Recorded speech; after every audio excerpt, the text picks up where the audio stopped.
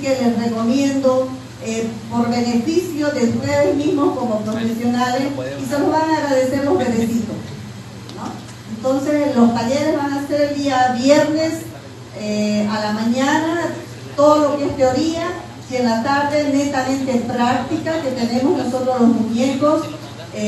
Cada uno hace la práctica, no es solamente a mirar, sino es hacerla la práctica. ¿Ya? Por la mañana es la teoría y en la tarde es la práctica. Son 2 talleres solamente que tenemos. Uno es el taller de reanimación y el otro es el taller de ventilación. Así que quedan cordialmente invitadas para que se inscriban en la parte de abajo donde se han inscrito hoy día. Ahí también se hace la inscripción a los talleres. Continuando con la exposición, invitamos al disertante, licenciado Sebastián Ferreira, con el tema ventilación mecánica de alta frecuencia. Es licenciado en enfermería, especialista en enfermería perinatal, profesor en enfermería. Trabaja en comité de docencia e investigación del Hospital Materno Infantil Ramón Sarda, enfermero recepción del recién nacido en el sanatorio Trinidad Mirte. Chicos, yo creo que levante la mano quien está en hipoxia. A ver, porque hasta Johnny está en hipoxia en este momento, por eso tiene que descansar. Se habló todo. Pido otro aplauso para Johnny. La verdad que como Johnny, digamos, me enorgullece, no sé qué piensan ustedes, sé que es una jornada, un congreso, digamos, un evento importante para la región, y es muy interesante tener personas como Johnny que son enfermeros y que tienen esta capacitación y esta forma de expresar su conocimiento hacia las demás personas. Así que bueno, vamos a dejarlo descansar un poquito a Johnny. Esto, por favor, que yo voy a pasar una hoja por allá y la otra por acá. Acá tienen para anotar un poquito las sugerencias sobre las próximas jornadas, ¿no? Que van a venir próximamente, o el año que viene, ¿no? El próximo. Así que bueno. Bueno, antes que se termine el oxígeno en la sala, vamos a seguir con ventilación de alta frecuencia y después Johnny tiene que rematar un tema más. Bueno, levanten la mano quienes de ustedes han manejado un ventilador de alta frecuencia. Levanten por favor, porque si no estamos, si no nos vamos. Ahí está. ¿Cuántos más? Pero ese es moderno, el antiguo nomás. El antiguo, el lavarropa. Levanten la mano quién manejó el lavarropa. A lavarropa tampoco. Bueno, vamos a partir del concepto de qué es la ventilación de alta frecuencia, ¿no? Y ella es aquella ventilación, ¿no? Su nombre lo dice, alta frecuencia, que emite altas frecuencias hacia el sistema respiratorio del recién nacido. Frecuencias respiratorias superiores a 150 ciclos por minuto, ¿no? La frecuencia de ventilación se mide en Hertz, o sea que el Hertz es una medida, ¿no? Ustedes saben muy bien que el Hertz es una medida física, ¿no? ¿Sí o no? Sí. Bueno, entonces la medición es un parámetro. Vamos a colocar este como el primer parámetro del ventilador mecánico de la ventilación de alta frecuencia, ¿no? La que le da fe, la frecuencia medida en Hertz. Un Hertz equivale a 60 ciclos u oscilaciones por minuto.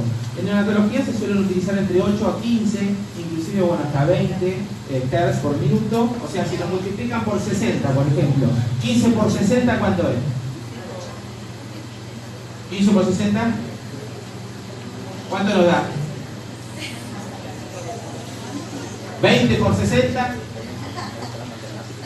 18 por 60, bueno, aproximadamente 900 oscilaciones por minuto. O sea que ustedes fíjense que, como quien dice, ¿no? Yo tenía una compañera en algún momento que me decía, este bebé está volando, le falta, digamos, el hilito para que sea un globo de helio y está volando.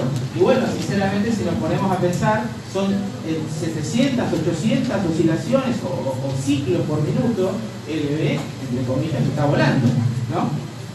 Fíjense, características, utiliza frecuencias respiratorias suprafisiológicas, o sea, va más allá de la fisiología. Este es el parámetro fundamental, un Hertz, 60 ciclos, ¿no?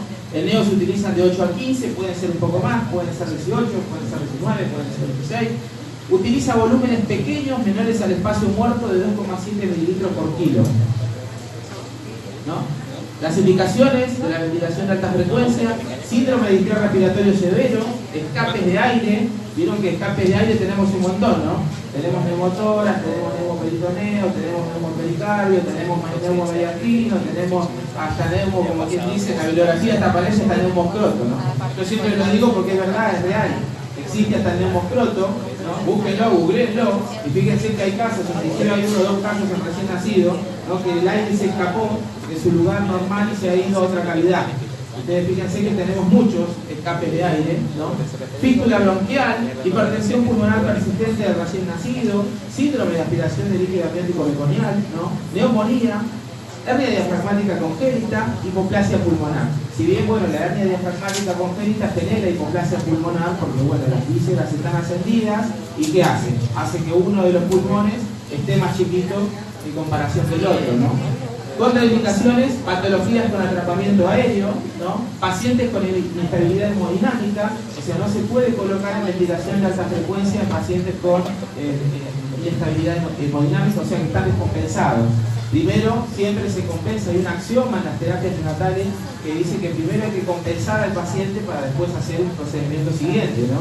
Lo mismo pasa con la cirugía, ¿no? No se puede hacer una cirugía de un paciente descompensado, y lo mismo pasa con un traslado. No se puede trasladar a un paciente descompensado, y lo mismo pasa en el alta frecuencia. Si el paciente está descompensado, bueno, acá tenemos los parámetros del respirador, ¿no?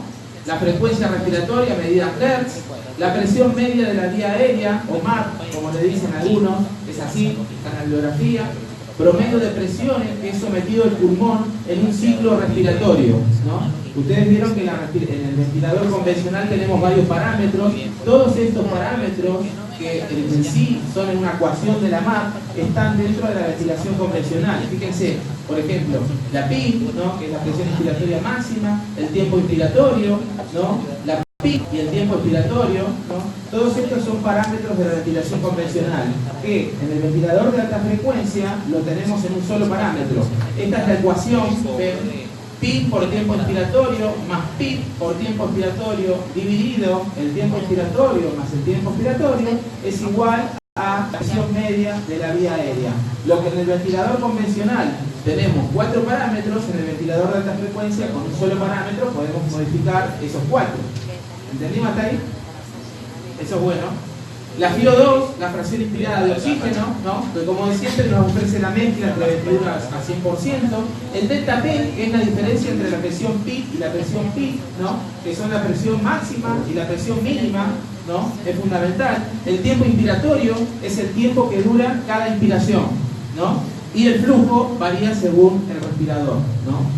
Estamos ahí con los parámetros. Estos son los parámetros, que estos parámetros deben ser registrados, ¿no? En la hoja de parámetros de la ventilación mecánica. En este caso es ventilación de alta frecuencia, y uno siempre, cuando va a hacer, por ejemplo, la toma de guardia o el pase de guardia, uno siempre dice, ¿no? Generalmente, como dijo Johnny, y bueno, lo retracto también a lo que dijo él, porque estuve hablando por un rato con él, ya que somos de diferentes lugares que venimos y estuvimos analizando un poquito de la situación de enfermería en los diferentes países, ¿no? En este caso, bueno, enfermería no maneja la parte de modificar parámetros, pero el médico va y lo modifica cada rato. ¿Y qué pasa? Eso debe ser registrado y debe ser anotado, porque puede generar complicaciones. Inclusive un paciente se puede descompensar por los cambios de los parámetros, ¿no? Acá tenemos la típico cuadro, ¿ven? de la MAP, presión media de la vía aérea. Fíjense entonces que es una ecuación, es la media, ¿no? De la ecuación que les dije recién, que involucra la presión pico, ¿no? Que es la PIC, la presión PIC, que es la presión al final de la aspiración, ¿no? El tiempo inspiratorio y el tiempo expiratorio. En un ventilador convencional, ¿cuál es el sonido que uno escucha cuando entra a una terapia? Hace así, ¿no?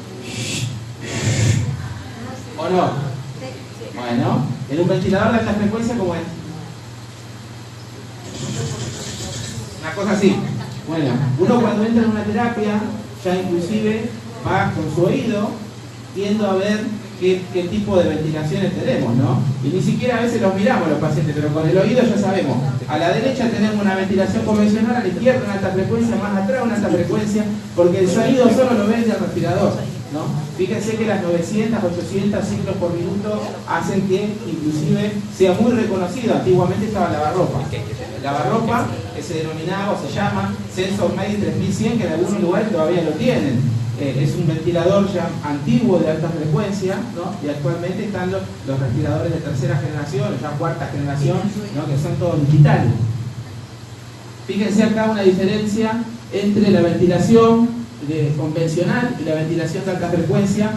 Generalmente acá le agregamos una O porque es oscilatoria, la que se utiliza, digamos, en el neonato en la mayor parte de los países, ¿no? Fíjense acá, inspiración, expiración, inspiración, ¿no? Cómo se abre y se cierra el alveolo. Y fíjense la ventilación de alta frecuencia, cómo mantiene el alveolo abierto. Tómenlo como alveolo, tómenlo como pulmón, ¿no? Es por eso que ahora vamos a ver que uno de los cuidados fundamentales, y bien estuvo la exposición de la colega de la sonda cerrada, ¿no? De aspiración de secreciones, es uno de los cuidados fundamentales del paciente ventilado a alta frecuencia, ¿no? Porque si lo llegamos a desconectar, ese pulmón que era una sandía o un melón, va a terminar siendo una naranja, ¿no? Y eso no es bueno que pase, ¿no? Fíjense, acá de vuelta tenemos la presión media de la vía aérea, ¿no? La frecuencia respiratoria. En este gráfico estas son, digamos, las oscilaciones. Recuerden que es de alta frecuencia, entonces 700 oscilaciones por minuto, 600, 300, 400, y fíjense, esta es la MAP, ¿no? Esta es la amplitud, que es la diferencia, ¿no? Entre la presión pico y la presión pico, ¿no? La presión máxima y la presión mínima. Los pulmones, siempre recuerden, tienen una presión mínima para que no se colapse por completo. También se lo llama delta P, ¿no? Bueno, la oxigenación depende de la presión media de la vía aérea, denominada MAP, ¿no? La MAP permite reclutar espacios alveolares, mejorar el BQ, evitar atectasias, ¿no? Y preservar la función del surfactante. La MAP puede comprometer el retorno venoso y aumentar la resistencia vascular pulmonar. Y recuerden que todo paciente que está ventilado de alguna manera convencional o de alta frecuencia, ¿qué va a tender a hacer? Si tiene comprometido el retorno venoso, inclusive va a tener comprometido su hemodinámica, y inclusive ¿qué va a pasar? La tensión arterial se va a venir para abajo, ¿ya? ¿Por qué? Por el solo hecho de tener conectado un ventilador mecánico, ¿no?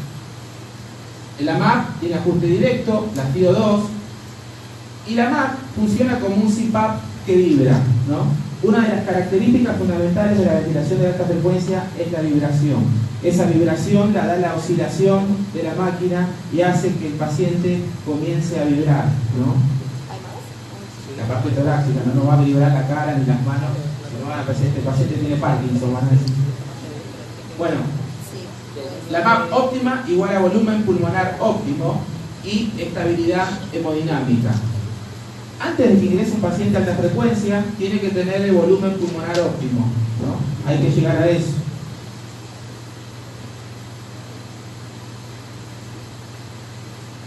Bueno, y teniendo un volumen pulmonar óptimo, una MAP óptima, tenemos una saturación óptima. Y entonces tenemos un descenso de FIO2, que es, bueno, uno de los parámetros fundamentales de cualquier tipo de ventilación. Fíjense, acá tenemos, por ejemplo, una especie de algoritmo. Por ejemplo, ventilación de alta frecuencia, aumento de FIO2. La FIO2, la radiografía de tórax, generalmente, como vimos, para que ventile bien un paciente, cuántos espacios intercostales debemos contar en una placa. 8, 9, bueno, si tiene menos de 7, está hipoventilando, y si tiene más de 8, 9, está hiperventilando. O sea que ojo, porque una persona, recién yo le dio estado ácido-base, hay dos o tres pilares de la oxigenoterapia. Uno es el manejo de la ventilación en sí, el manejo de la patología, otro es el manejo del estado ácido-base y otro es el manejo de la placa. Porque tanto la placa como el estado ácido-base se nutren y se conllevan entre sí, ¿no? Fíjense, menor a 9 espacios intercostales, sí. Volemia y PA normales, sí. MAP de 0,5 a 1 centímetro de agua cada 30 a 60 minutos, ¿no? En el caso de que sea no, expansión y también la colocación de inotrópicos. sí puede existir también sobreexpansión, ¿no? Y lo que se hace en ese momento es disminuir la MAP de 0,1 a 1 centímetro de agua, ¿no? Lo mismo que cualquier parámetro del neonato, su descenso, ¿cómo va a ser? Paulatino, o sea, nunca se va a descender bruscamente ningún parámetro en el neonato. Efectos de la hipocarbia, ¿no? Que es uno de los efectos negativos que tiene el alta frecuencia. Alcalosis respiratoria, bueno, recién lo acaban de ver, o sea, traten de fijar todo lo que están viendo acá porque es muy importante. Disminución del calcio iónico, ¿no? Hipotensión, inclusive hipotensión severa. Por eso el neonato muchas veces termina con drogas inotrópicas como en una combinación de la ventilación de alta frecuencia y drogas inotrópicas, disminución del volumen minuto cardíaco, aumento de la resistencia vascular, ¿no? El sistema nervioso central y predisposición a la hemorragia intracraneal. Todo esto son efectos negativos que nosotros tenemos que saber que la ventilación de alta frecuencia puede tener, ¿no? Fíjense, la estrategia a utilizar se enfoca en el reclutamiento alveolar, eso es una de las funciones fundamentales de la alta frecuencia, y el mantenimiento de la MAP por encima de la presión de cierre, ¿no? Para lograr esto se inicia con MAP de 2 centímetros de agua por encima de la registrada antes de tener la ventilación de alta frecuencia. Ustedes fíjense que antes de tener la ventilación de alta frecuencia, generalmente el neonato tiene ventilación convencional. Y para sacar la MAP tenemos que hacer la cuentita que hicimos recién, la ecuación esa. Igual nosotros los power y todos los datos se los dejamos a Carla para que después los distribuya con ustedes. Porque uno dice cálculo, fórmula, y muchas veces no se acuerda de las fórmulas y los cálculos. Pero bueno, lo más importante de todo es razonar, ¿no? Si la saturación no mejora, ¿no? En 5 a 10 minutos, aumentar la MAP hasta alcanzar una saturación de 88 a 93%. La MAP a utilizar será aquella que logrando un volumen adecuado, recuerden que primero tienen que lograr un volumen adecuado, ¿no? Proporcione la mejor oxigenación con el menor efecto hemodinámico. Recuerden que la oxigenoterapia genera un efecto hemodinámico, genera hipotensión porque es un vasodilatador el oxígeno, una droga, un vasodilatador sistémico. Por eso que el control de la tensión arterial en todo paciente que esté ventilado, tanto sea con ventilación de alta frecuencia, sin PAP, ventilación convencional, debe ser un cuidado primordial, ¿no? Porque el oxígeno va a vasodilatar, y más si tiene alta frecuencia, ¿no? Las frecuencias respiratorias, fíjense en Hz, de 10 a 15 Hz en el recién nacido pretérmino y de 6 a 10 Hz en el recién nacido de término, ¿no? La amplitud, el movimiento de la pared torácica, tórax y ombligo, y se ajusta según la PaCO2. Y en hipoventilación, aumentar el delta P, ¿no? Esto es la, digamos, la representación del delta P, ¿no? De 2 a 3 unidades hasta vibraciones óptimas. En conclusión, cuando uno tiene un paciente con parámetros muy elevados, lo va a ver vibrar más o vibrar menos al tórax, y va a vibrar más. Cuando el paciente tiene parámetros elevados, va a ver que está vibrando de una manera importante, ¿no? Y si un paciente deja de vibrar, ¿ustedes qué piensan que puede haber pasado? Razonemos ahí, rápidamente. A mí me pasó un montón de veces y sinceramente, bueno, puede ser una falta de enfermería, que se tape el tubo endotraqueal, y sí, eso, ojo con eso, ojo con lo que resaltó Johnny una y otra vez, porque yo sinceramente a Johnny si en sí somos jóvenes, ¿no? Johnny, ¿somos viejos o somos jóvenes? Más o menos. Pero bueno, yo hace como no sé cuántos años, recién se lo contaba, en el año 2008, una cosa así, yo lo fui a ver a Johnny en un hospital allá en Buenos Aires, y la verdad ya de aquella época sigue igual. Lo único que me cobraron el CD. Johnny, me cobraron tu CD en el 2008. Me cobraron el CD porque en ese hospital filmaban, me acuerdo, y lo filmaban a Johnny. Johnny estaba con una fibra en una pizarra explicando el CIPAP. O sea, para que sepan la historia de Johnny, que no es de ahora, Johnny. Un aplauso para Johnny, por favor. Johnny, no soy de ahora. No hablamos de los penes acá, tantos problemas que hay igual. Pero bueno, es muy importante saber la trayectoria de las personas, ¿no? Bueno, y los tubos se pueden tapar, o sea, deja de vibrar, por ejemplo, cuando el tubo se tapa. No hay más vibración. Deja de vibrar, por ejemplo, cuando hay una desconexión, ¿no? O deja de vibrar cuando el paciente se estuvo. Entonces no vemos más la vibración. Y eso nos tiene que llamar altamente la atención, ¿no? Bueno, y el alta frecuencia ha llegado para quedarse porque ya hace unos cuantos años se utiliza en la neonatología, hay un cambio de enfoque, ¿no? Entrenamiento de enfermería fundamental, ¿no? La diferenciación entre la ventilación convencional y la ventilación de alta frecuencia, la monitorización del ojo humano es imprescindible, agilidad en la toma de estado ácido-base porque seguramente va a necesitar la toma, ¿no? De muestra de estado ácido-base más seguido porque es un paciente crítico, ¿no? No ser osados en la ventilación de alta frecuencia, curva de aprendizaje relativamente prolongada, bueno, no desanimarse con pacientes. Yo sé que depende muchas veces de los lugares que tengan o no la ventilación de alta frecuencia, porque la aplicación de la alta frecuencia no es para cualquier paciente, generalmente es un paciente crítico. Y como muchos lugares no tienen la alta complejidad o el nivel 3 o el nivel 4 de agresión, muchas veces no terminan atendiendo a los pacientes con ventilación en alta frecuencia, ¿no? Y fíjense acá algunas diferencias entre lo que dio Johnny hoy de la ventilación mecánica convencional y la ventilación de alta frecuencia, ¿no? La frecuencia respiratoria, fíjense, en un ventilador convencional uno puede tener una frecuencia respiratoria en la máquina hasta 150 da, pero más que eso no da. Y en la ventilación de alta frecuencia hasta 900 ciclos por minuto. Fíjense que ahí viene la diferencia fundamental en la frecuencia que puede entregar la máquina, ¿no? El volumen corriente en la ventilación mecánica convencional aumenta el espacio muerto de 4 a 8 mililitros kilo, y en el bafo, ¿no? Disminución del espacio muerto de 0,1 a 0,3 mililitros kilo. Recuerden que el espacio muerto es todo aquel espacio donde no se produce ¿qué cosa?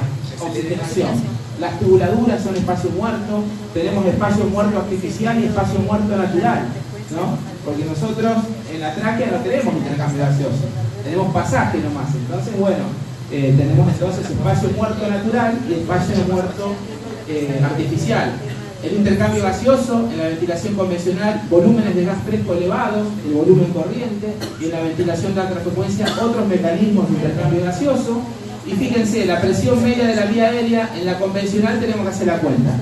Tenemos que hacer la cuenta para saber cuánto de presión media de la vía aérea tiene, y en la de alta frecuencia ya es un parámetro instalado que nosotros lo tocamos en el ventilador y se puede subir y bajar, ¿no? Aumento de la oxigenación, y cuando un paciente necesita aumentar la oxigenación en la ventilación convencional, se deben elevar estos parámetros. La PIN, la TIM, la frecuencia respiratoria, la PIP o la FiO2. En el caso de alta frecuencia se debe elevar la presión media de la vía aérea y la FiO2. O sea, ante un paciente que desatura, ante un paciente que está hipóxico, ¿no? Generalmente se aumentan estos parámetros en la ventilación convencional y estos dos parámetros en la ventilación de alta frecuencia. Ahí tienen de vuelta la curvita. Así lo ven en el gráfico en el ventilador, ¿no? Ven esto. Este es el gráfico del ventilador mecánico. Ustedes miren que el ventilador tiene sus curvas. Ya lo vimos.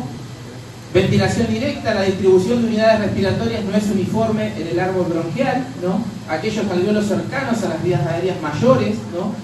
Pueden ser ventilados directamente, aún con volúmenes corrientes menores al espacio muerto. Turbulencia es otra de las características, genera turbulencia, ¿no? La presencia de flujos gaseosos a gran velocidad determina un flujo turbulento, ¿no? Que se ha propuesto como un mecanismo capaz de aumentar la dispersión de partículas de gas. Si las partículas de gas empiezan a rebotar por todos lados, se van a distribuir mejor.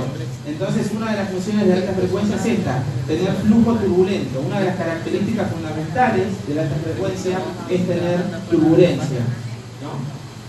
Fíjense, flujo asimétrico del gas. Fíjense acá, esto sería la vía aérea superior, la vía aérea inferior. Fíjense la turbulencia que genera la vía aérea superior y media, ¿no? Generando que después tenga un flujo laminar en el área alveolar y cerca de la membrana alveolo-capilar para que se produzca mejor el intercambio gaseoso. O sea que va a tener primeramente un flujo turbulento y después va a tener un flujo laminar ya a nivel de los alveolos, ¿no? Y hay varios tipos de ventiladores de alta frecuencia.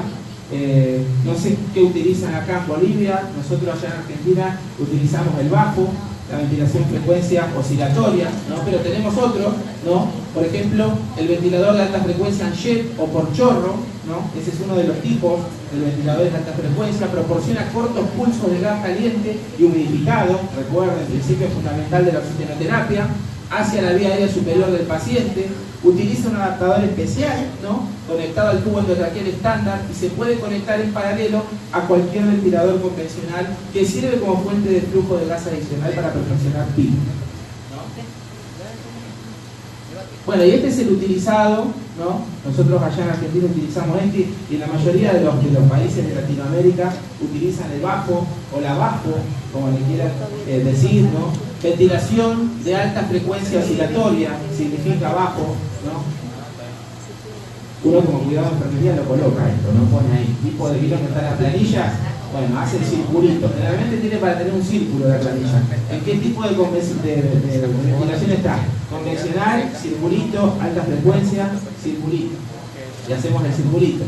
Proporciona una ventilación de tipo sinusoidal a través de un pistón o diafragma, ¿no?, que primero comprime y luego libera la mezcla del gas en circuito del ventilador de 180 a 900 ciclos o respiraciones por minuto, lo equivalente aproximadamente a 15 Hz, ¿no?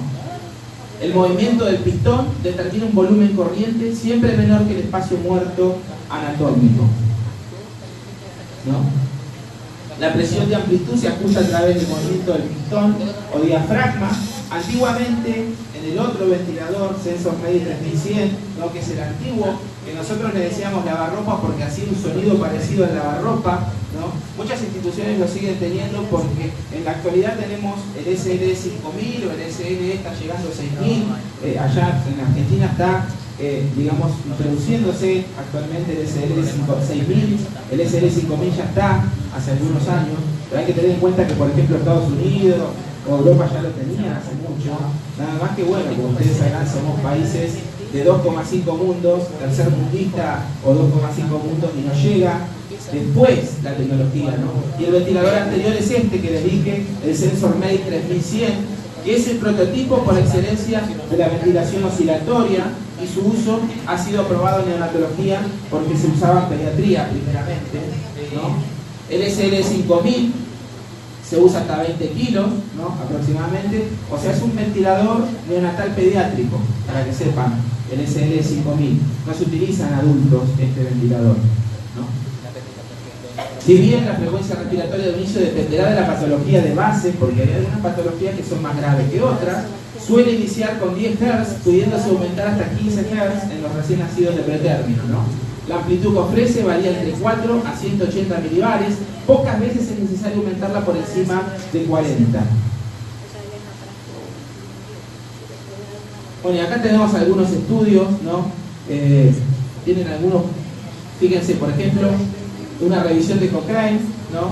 El objetivo de comparar como estrategia electiva en el recién nacido pretérmino con distrés respiratorio entre bajo y con ventilación convencional, con un ensayo de 15 ensayos de 3.500 neonatos, ¿no? En resumen, no hay evidencia clara que la bajo electiva ofrezca ventajas importantes sobre la ventilación mecánica convencional, ¿no? O sea que no va a ser de rutina la colocación, por ejemplo, de un prematuro en ventilación de alta frecuencia, ¿no?, con distrés respiratorio. En realidad, bueno, es la enfermedad de la membrana hialina, ¿no?, en el recién nacido prematuro.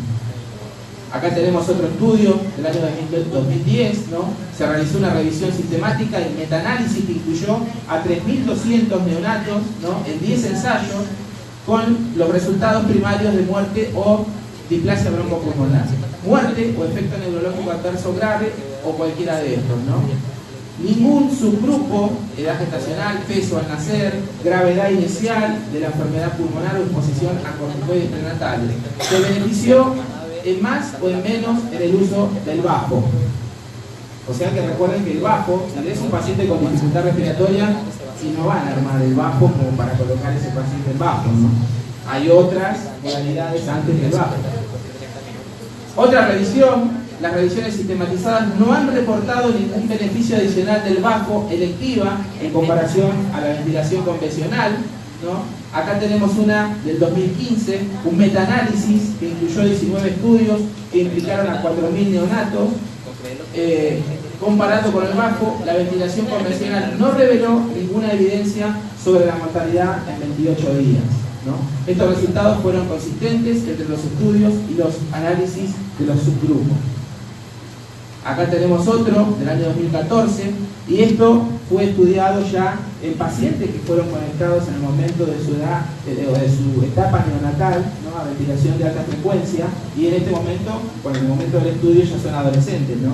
Se estudiaron, fíjense, 319 adolescentes nacidos con 29 semanas de edad gestacional, aleatorizándolos abajo versus ventilación convencional después del nacimiento. El ensayo incluyó a casi 800 neonatos inicialmente. Resultados: entre los 11 y los 14 años, los que habían sido sometidos abajo tenían pruebas de función pulmonar superiores.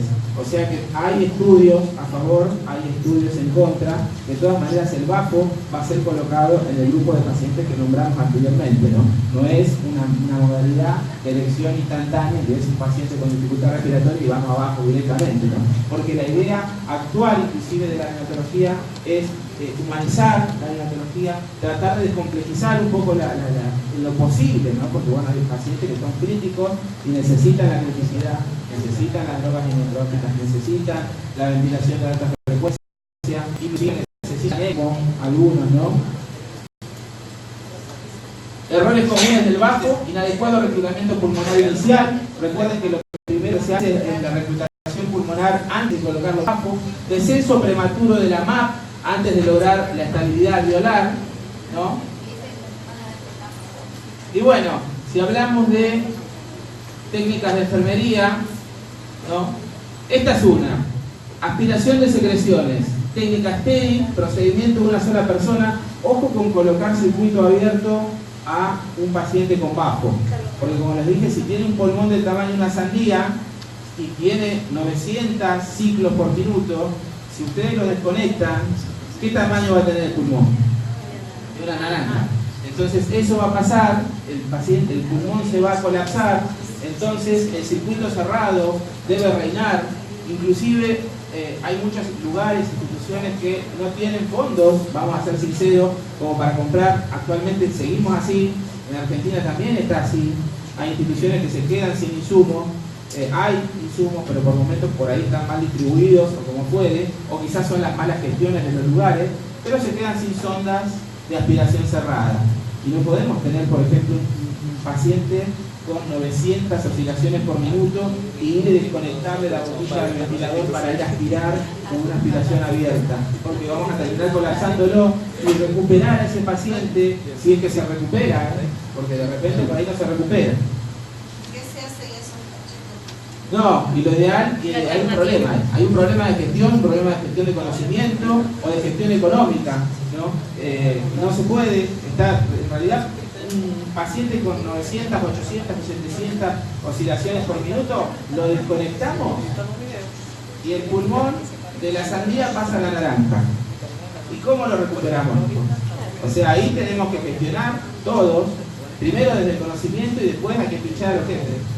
Hay que pincharlo, como así se hace una neumotórax, lo pinchamos a los jefes para que hagan la gestión correspondiente para que aparezca la sonda de aspiración cerrada, ¿no? No se debe inspirar, esto lo recalqué recién porque vi y escuché que se sigue inspirando. Recuerden, una buena calentamiento y verificación de los gases, no hace falta la inspiración, no se recomienda aspiración de rutina, esto lo dijo toda la compañera, ¿no? Cuándo aspirar según la clínica, nunca más de rutina. ¿Y cómo ocultamos una alta frecuencia? Un paciente que está en alta frecuencia. Tenemos que apretar un botoncito y hacerle reset a la máquina. Porque si la máquina está y ponemos el estetoscopio en el tórax, ¿cómo vamos a ocultar el pulmón? No va a quedar otra que apretar el botoncito de reset que tiene, frenarlo por segundos y ir a ocultarlo rápidamente, ¿no? Los campos pulmonares del neonato. No queda otra, porque si no estamos fingiendo. ¿Cómo podemos decir? Bueno, nos podemos dar cuenta por muchas cosas, las curvas del ventilador, hay muchas cosas que uno dice, bueno, tiene secreción, está desaturando, etcétera, etcétera. Pero ¿cómo sabemos que está desaturando por secreciones? Si no lo ocultamos, ¿no? Bueno, las curvas del respirador también hablan solas, ¿no? Bueno, después vamos a terminar con esto. Preparación del paciente, monitor completo. Monitor completo Fijación de catéteres y sondas, ¿no?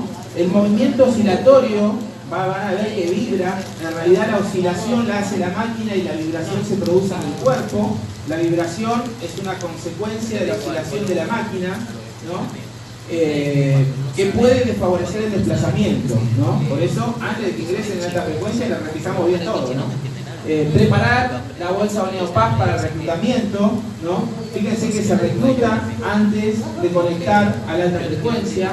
El reclutamiento sirve para llegar a la presión crítica alveolar y así se mantiene como presión de distensión continua. Después se lo coloca a alta frecuencia y fundamentalmente colocar el sistema de aspiración cerrada, porque no se puede tolerar ya tener pacientes con alta frecuencia y sistema de aspiración abierto porque se van a descompensar y después tenemos que pagar los platos rotos. Antes de colocar al paciente en bafo, tomarle la tensión arterial, porque después de la colocación del bafo, la tensión arterial va a caer en caída libre, ¿no? Y tenemos que tener un dato anterior ya. Nosotros lo anotamos, le tomamos y tenemos el dato de la tensión arterial. Y concluyendo, bueno, esto que ya se lo dije, ¿no? Cambio de enfoque, ¿no? Buen entrenamiento de enfermería, saber la diferenciación, ¿no? Fundamental, qué es un bafo, qué es una ventilación convencional, sus parámetros, el registro de este parámetro y saber que tenemos que tener en cuenta la aspiración cerrada como uno de los cuidados fundamentales de la ventilación de alta frecuencia, el monitoreo, ¿no? Seguramente agilidad en la toma de estados y de bases y modificación de los parámetros, ¿no? Uno dice, bueno, le modificamos el delta P. ¿Y qué es el delta P, vamos a decir, no? Bueno, por eso tenemos que tener un conocimiento previo de los parámetros que están registrados, ¿no? En muchas instituciones todavía dicen, no, pero nosotros los parámetros los maneja el médico solo. Sí, lo maneja solo, pero pasa que el médico lo modifica, se va, desaparece y por ahí a veces no avisa, inclusive, modificó algo, no avisó, ojo, es fundamental, por eso vamos y registramos, inclusive los trachamos a los médicos. Nosotros ya en Argentina estamos teniendo muchos problemas legales porque enfermería se está independizando y los médicos ya nos están preguntando a nosotros qué es lo que van a poner ellos por momento. Ojo con esto, porque yo siempre lo digo, tengo compañeras inclusive enjuiciadas, hasta una compañera presa tengo, pero ya bueno, ya pasó mucho tiempo, ha perdido la matrícula, todo, ¿eh? Por eso yo siempre lo digo, actualmente nosotros por lo menos allá estamos en la era de los juicios. Cualquier cosita que pasa es juicio. No, si total vos sos profesional. Y generalmente los médicos también se cubren entre ellos, no, el problema no es mío, el problema lo tiene enfermería.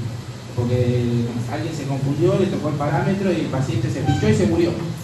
Entonces vienen, registran toda la historia clínica, secuestran, entre comillas, o si secuestran, le sacan fotocopias, vienen con los abogados, todos, después hay problemas legales por todos lados. Hay que tener mucho cuidado con la parte legal, ¿no? Y las incumbencias, hoy hablaba con Johnny de la parte de las incumbencias que tiene, y son diferentes, fíjense, las incumbencias de un país en otro país, el nivel de profesionalidad de un país con otro país, y es como que todo diferente. En Europa es una cosa, en América Latina está dividido por todas partes y con diferentes incumbencias en las mismas profesiones. Así que a tener en cuenta el conocimiento. Bueno, creo que vamos cerrando porque ya se nos fue. Se nos fue.